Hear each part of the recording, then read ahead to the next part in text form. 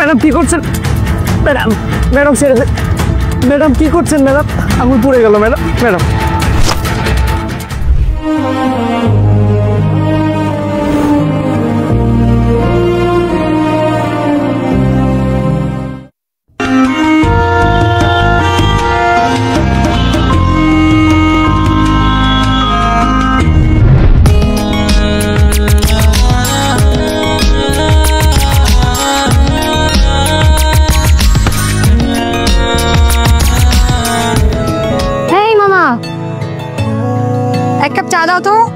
Madam একটু বসুন, দিচ্ছি।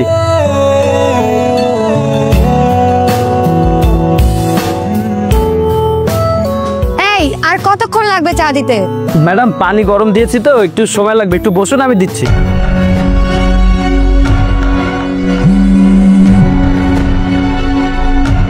আরে আর বলিস না, ক্যাম্পাস থেকে বের হয়েছে চায়ের দোকানে চা খাবো, মামার পানি গরম হয় না। ছোট লোক কোথাকার।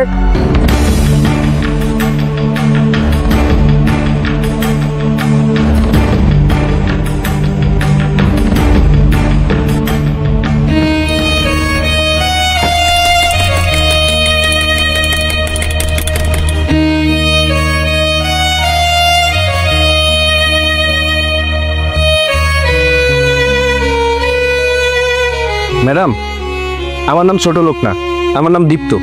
কাউকে কিছু বলার আগে ভেবে বলা উচিত।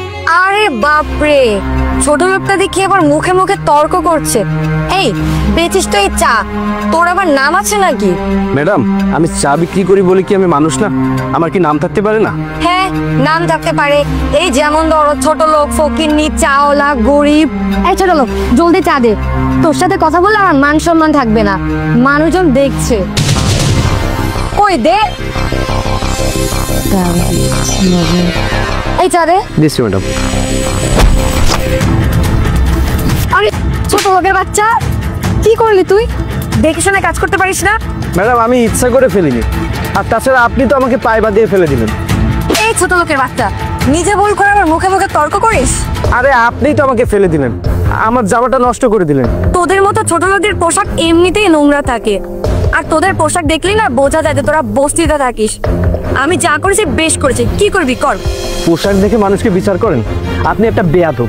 আমার চায়ের বিল দিয়ে এখান থেকে চলে যান। কি তোর এত বড় সাহস, তুই আমাকে বেয়াদব বলিস? তোর একটা টাকাও পাবি না, ছোট লোকের বাচ্চা। ম্যাডাম, আপনি যদি মেয়ে মানুষ না হতেন না, এই হাত এতক্ষণ ভেঙে ফেলতাম। তোর এত বড় সাহস, তুই আমার হাত ধরিস? তোর কি অবস্থা করে তুই দেখে নিস। নিজের সম্মান নিয়ে ভালোই ভালো এখান থেকে চলে যান, না হলে পরে যে কি হবে আমি কিন্তু বলতে পারবো না। আর হ্যাঁ, এখানে 500 টাকা আছে, এই টাকাটা নিয়ে বাজারে যাবেন, ওখানে একটা বই পাওয়া যায়, ব্যবহারে বংশের পরিচয়। এই বইটা কিনে নিয়ে পড়বেন। তোকে আমি দেখে নিব।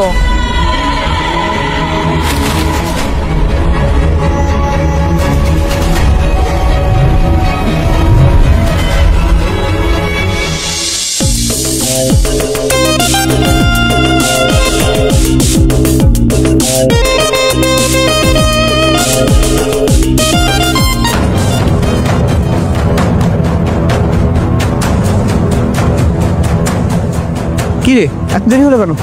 আর বলিস না, মাথাটা পুরো গরম হয়ে গেছে। কেন রে, কি হয়েছে?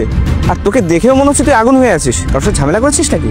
তোর সাথে কথা হলো না, আমি একটা চায়ের দোকানে ছিলাম, ওই ছোট লোকের বাচ্চা আমাকে চা ফেলে দিয়েছে, আমাকে অপমান করেছে, আবার আমাকে অনেকগুলো কথাও শুনিয়েছে। দেখ কেমন লাগে। কি বলিস? তা তুই কিছু বলিসনি ওকে? আরে বলতে গিয়েই তো ঝামেলাটা বাঁধলো। আমি ওকে 2টা চড় মেরেছি, পরেরটা মারতে গিয়ে ও আমার হাত ধরে ফেলছে। আর কি বলেছে জানিস? আমাকে বলেছে আমি যদি চায়ের বিল না দিই তাহলে নাকি আমাকে এখান থেকে যেতেই দেবে না। আমিও দিতে রাজি হইনি। তারপর আমাকে 500 টাকাতে নোট ধরিয়ে দিয়ে বলেছে ব্যবহারে বংশের পরিচয় নামক বইটি বাজার থেকে কিনে আনতে। দেখ কেমন লাগে, কত বড় সাহস। কি এত বড় সাহস? ওর একটা ব্যবস্থা করতে হবে। আরে কই যাচ্ছিস? ওকে মারতে। পাগল নাকি তুই? তুই এখন গরিব চাওয়ার সাথে মারামারি করবি, ঝগড়া করবি? মানুষ দেখে কি বলবে? মানুষ তো ছিছি করবে। তাহলে ওকে শাস্তি কি করে দেবো? আরে বোকা, ওদের মতো গরিব ছোট লোকদের না হাতে মারতে নেই, ওদেরকে ভাতে মারতে হয়। বুঝতে পেরেছি। আচ্ছা, এখন রাগ করে থাকিস না, ওর ব্যবস্থা না হয় পরে করবো, কিন্তু এখন আমার সাথে চল না, আগামীকাল আমার গার্লফ্রেন্ডের বার্থডে, একটা গিফট কিনতে হবে। তোর গার্লফ্রেন্ডের জন্য গিফট কিনতে আমি কেন যাব? কারণ ও আমার গার্লফ্রেন্ড হলো, তুই তো আমার বেস্ট ফ্রেন্ড। আচ্ছা ঠিক আছে, চল। চল। যারা, এই যারা, হ্যাঁ ভাইয়া বলো। এদিকে আয় তো। হ্যাঁ ভাইয়া বলো। শোন, তুই তো জানিস চৌধুরী সাহেবের সাথে আমার 15 দিনের একটা ভালো সম্পর্ক, তাই আমি চাচ্ছি সম্পর্কটাকে আত্মীয়তায় রূপ দিতে। তুই কি বলিস? হ্যাঁ ভালো তো, কিন্তু কিভাবে ভাইয়া? চৌধুরী সাহেবের ছেলে দীপ্ত চৌধুরী লেখাপড়া শেষ করে দেশে এসেছে। আমি চাই তুই ওকে বিয়ে কর।